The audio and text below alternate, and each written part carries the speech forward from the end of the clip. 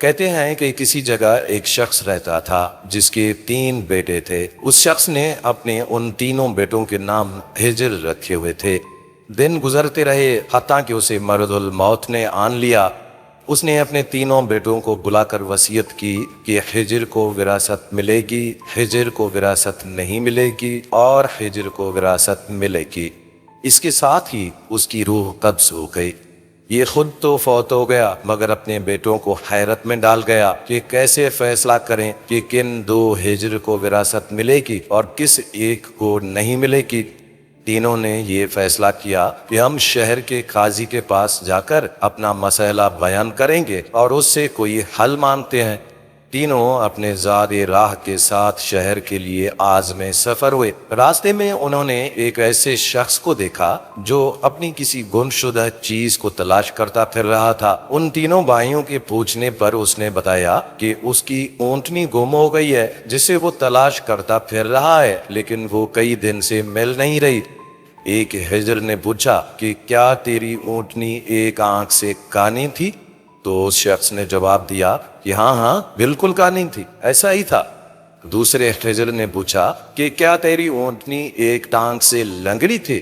تو اس آدمی نے جلدی سے کہا ہاں بالکل صحیح فرمایا آپ نے، میری اونٹنی واقعی لنگڑی ہے ایک ٹانگ سے۔ تیسرے ہجر نے اونٹنی کے مالک سے پوچھا کہ یہ بتائیے جناب، کیا آپ کی اونٹنی کی دم کٹی ہوئی تھی؟ تو اس نے خوشی سے کہا ہاں بالکل، میری اونٹنی کی دم کٹی ہوئی ہے، آپ نے بالکل صحیح کہا، بس اب جلدی سے بتا دیجئے کہ میری اونٹنی ہے کہاں؟ تینوں ہجر نے مل کر جواب دیا کہ بخدا آپ کی اونٹنی کے بارے میں ہمیں کوئی علم ہی نہیں، ہم نے اسے نہیں دیکھا۔ اونٹنی کا مالک ان کی یہ بات سن کر غصے سے پاگل سا ہونے لگا۔ اس نے فیصلہ کیا کہ ان تینوں کو کھینچ کر وہ قاضی کے پاس لے جائے گا۔ اسے پورا یقین تھا کہ اس کی اونٹنی کو ان تینوں نے ذبح کر لیا ہے اور اس اونٹنی کو کھا چکے ہیں، اور اب اپنے جرم کو چھپانے کے لیے یہ مجھ سے جھوٹ کہہ رہے ہیں۔ اونٹنی والے نے جب تینوں کو اپنا ارادہ بتایا تو ان تینوں بھائیوں نے کہا کہ کوئی بات نہیں، ہمیں تو اس بات پر کوئی اعتراض نہیں ہے کیونکہ ہم خود بھی قاضی کے پاس ہی تو جا رہے ہیں، تو لہٰذا آپ بھی ہمارے ساتھ چلیے۔ اب یہ 4 ہو گئے۔ یہ چاروں قاضی کے پاس پہنچے تو اونٹنی کے مالک نے قاضی سے اپنا قصہ بیان کرنا شروع کیا اور قاضی صاحب کو بتایا کہ میری اونٹنی گم ہو گئی ہے اور کس کس طرح سے ان لوگوں نے بیان دیے ہیں۔ قاضی نے ان تینوں سے کہا کہ جس طرح تم تینوں نے اونٹنی کی نشانیاں اس کو بتائی ہیں تو اس کا ایک ہی نتیجہ نکلتا ہے کہ اونٹنی تم تینوں کے پاس ہے۔ بہتر یہ ہوگا کہ تم اپنے جرم کا اعتراف کر لو اور اسے اونٹنی بھی واپس کر دو۔ پہلے نے کہا کہ جناب عالی، ہم نے اونٹنی تو دیکھی ہی نہیں تھی، ہاں البتہ اونٹنی کے آثار ہم نے دیکھے ضرور تھے۔ جب میں نے اسے کہا تھا کہ تیری اونٹنی ایک آنکھ سے کانی ہے تو میں نے دیکھا تھا کہ راستے کے ایک طرف کا گھاس تو خوب چرا ہوا تھا لیکن دوسری طرف کا ویسا موجود تھا۔ اس کا تو صرف ایک ہی مطلب ہے کہ اس شخص کی جو اونٹنی ہے وہ ایک آنکھ سے کانی رہی ہوگی۔ دوسرے ہجر نے قاضی صاحب سے کہا کہ قاضی صاحب، میں نے دیکھا تھا کہ راستے میں 3 قدم تو گہرے لگے ہوئے تھے جبکہ چوتھا قدم زمین پر معمولی پڑتا ہوا تھا، اس کا تو یہ مطلب ہوتا ہے کہ یہ جانور لنگڑا بھی ہے۔ تیسرے ہجر نے اپنی صفائی میں کہا کہ اونٹ جب راہ چلتے ہوئے اپنا گوبر گراتے ہیں تو دم سے ادھر ادھر بکھیر دیتے ہیں، جبکہ ہم جس راہ سے آ رہے تھے وہاں پر گوبر ایک ہی لائن میں بالکل سیدھا گرا ہوا تھا، جس کا صرف یہی مطلب ہو سکتا ہے کہ اونٹنی کی دم کٹی ہوئی ہے جو اپنا گوبر دائیں بائیں پھیلا نہیں سکتی۔ قاضی نے بغیر کسی دیر کے اس آدمی کی طرف دیکھا اور کہا کہ تم جا سکتے ہو، تمہاری اونٹنی ان لوگوں کے پاس نہیں ہے اور نہ ہی انہوں نے اسے دیکھا ہے۔ اونٹنی والے شخص کے جانے کے بعد ان تینوں بھائیوں نے قاضی صاحب سے اپنا قصہ بیان کیا، جسے سن کر قاضی صاحب بہت حیران ہوا۔ ان تینوں سے کہا کہ تم آج کی رات مہمان خانے میں ٹھہر جاؤ، میں کل تک سوچ کر تم لوگوں کو کوئی حل بتاؤں گا۔ اب یہ تینوں اس کے مہمان خانے میں جا کر ٹھہرے تو انہوں نے محسوس کیا کہ ان کی اب نگرانی کی جا رہی ہے۔ کچھ دیر کے بعد ان کے لیے کھانا لایا گیا جو گوشت کے پکے ہوئے سالن اور روٹیوں پر مشتمل تھا۔ پہلے نے کھانے کو دیکھتے ہی کہا کہ یہ تو سالن کتے کے گوشت کا بنا ہوا ہے۔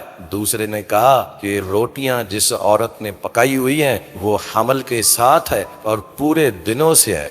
تیسرے نے کہا کہ یہ قاضی حرام کی اولاد ہے۔ یہ باتیں قاضی تک پہنچ گئیں۔ قاضی صاحب نے اب ان تینوں کو دوسرے دن اپنی عدالت میں طلب کیا اور تینوں سے مخاطب ہو کر کہا کہ تم میں سے کس نے کہا تھا کہ یہ کتے کا گوشت پکا ہوا ہے؟ پہلا کہنے لگا کہ جناب عالی، وہ تو میں نے کہا تھا۔ قاضی نے باورچی کو بلوایا اور پوچھا تو اس نے بھی اعتراف کر لیا کہ پکانے کے لیے کچھ نہیں تھا، تو اس کو شرارت سوجی اور اس نے کتا مار کر اس کا گوشت پکا دیا اور ان کو کھانے کے لیے بھجوا دیا۔ قاضی نے پہلے سے پوچھا کہ تمہیں کیسے پتا چلا کہ یہ کتے کا گوشت ہے؟ تو اس نے بتایا کہ گائے، بکری یا اونٹ کے گوشت کے نیچے چربی لگی ہوئی ہوتی ہے، جبکہ یہ سارا چربی نما تھا جس کے نیچے کہیں کہیں گوشت لگا ہوا تھا۔ قاضی نے کہا کہ تم وہ ہجر ہو جس کو اپنے باپ کے مال سے وراثت ملے گی۔ قاضی نے دوبارہ ان سے مخاطب ہو کر پوچھا کہ یہ کس نے کہا تھا کہ یہ روٹیاں ایسی عورت نے بنائی ہوئی ہیں جو 9 ماہ کے حمل کے ساتھ ہے اور اپنے پورے دنوں سے ہے؟ جواب میں دوسرے نے کہا کہ جناب عالی، وہ تو میں نے کہا تھا۔ قاضی نے پوچھا کہ تمہیں کیوں ایسا لگا؟ تو اس نے کہا کہ میں نے دیکھا کہ روٹیاں ایک طرف سے پھولی ہوئی ہیں اور خوب پکی ہوئی ہیں، لیکن دوسری طرف سے کچی اور موٹی موٹی رہ گئی ہیں۔ میں نے اس سے یہی اخذ کیا کہ روٹیاں بنانے والی ایسی خاتون ہے جس سے تکلیف کے مارے زیادہ جھکا نہیں جا رہا تھا اور وہ سامنے کی چیز بھی نہیں دیکھ پا رہی تھی، جس کا مطلب صرف یہ بنتا ہے کہ وہ عورت حاملہ ہے اور روٹیاں بنانے میں اسے تکلیف محسوس ہو رہی ہے۔ قاضی نے اس دوسرے سے بھی کہا کہ تم وہ ہجر ہو جسے اس کے باپ کے ترکے سے وراثت میں حصہ ملے گا۔ پھر قاضی نے تینوں سے مخاطب ہو کر پوچھا کہ یہ کس نے کہا تھا کہ میں ولد الحرام ہوں، یعنی حرام کی اولاد ہوں؟ تیسرے نے جواب دیا کہ یہ تو میں نے کہا تھا۔ قاضی اٹھ کر اندر گیا اور اپنی ماں سے پوچھا کہ ماں، یہ سچ ہے کہ وہ حرامی ہے؟ تو اس کی ماں نے کہا کہ ہاں بیٹا، یہ سچ ہے کہ تم حرام کے ہو۔ قاضی نے واپس آ کر اس تیسرے حجر سے پوچھا کہ یہ بتاؤ کہ تمہیں کیوں کر یہ محسوس ہوا کہ میں حرامی ہوں؟ تو اس نے جواب دیا کہ اگر تم حلالی ہوتے تو مہمان خانے میں ہم پر نگران مقرر نہ کرتے، نہ ہی کتے کا گوشت پکوا کر ہمیں کھانے کے لیے بھجواتے، اور نہ ہی روٹیاں کچی کسی مظلوم عورت سے بنوا کر ہمیں کھلواتے۔ قاضی نے اسے مخاطب کرتے ہوئے کہا کہ تم وہ ہجر ہو جسے اس کے باپ کے مال سے ورثے میں کچھ بھی نہیں ملے گا۔ تیسرے نے حیرت کے ساتھ قاضی کو دیکھا اور پوچھا مگر ایسا کیوں ہے؟ تو قاضی صاحب نے جواب دیا کیونکہ ایک حرامی ہی دوسرے ولد الحرام کو ٹھیک ٹھیک پہچان سکتا ہے، اور تم بھی میری طرح حرام کی اولاد ہو۔ وراثت پانے والے دونوں ہجر اپنی ماں کی طرف لوٹے اور دریافت کیا کہ ماں، کہ ہمارے تیسرے بھائی کا بھلا کیا ماجرا ہے؟ ان کی ماں بولی کہ تمہارا باپ ایک بار صبح کی نماز پڑھنے مسجد گیا تو اسے دروازے پر رکھا ہوا پایا تھا، اسے گھر لے کر آیا، اس کا نام بھی تم دونوں جیسا یعنی ہجر رکھ دیا گیا اور اس کی پرورش کی۔ جی، تو ایسی ہوتی ہیں عربوں کی حکایتیں جن میں حکمت کے درس بھی ہوتے ہیں۔ اللہ حافظ۔